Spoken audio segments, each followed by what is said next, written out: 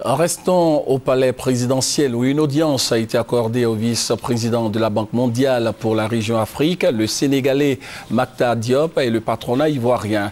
Les entretiens ont essentiellement porté sur le développement économique et social de la Côte d'Ivoire, nous dit notre reporter Awa Touré.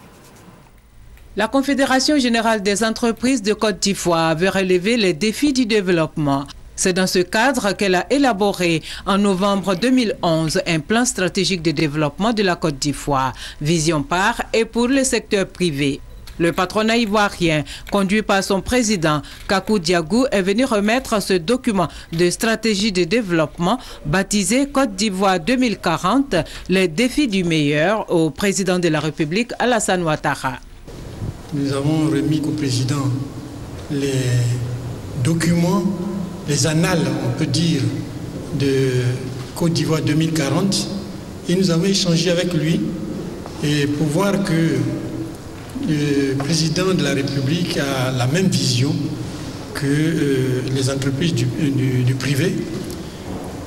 Il nous a entretenus sur les réformes qui sont en cours, sur tout ce qu'il est en train d'entreprendre pour que l'économie ivoirienne puisse redevenir, nous amener à un niveau de pays émergent et même de pays développés à l'horizon 2020 puis à l'horizon 2040.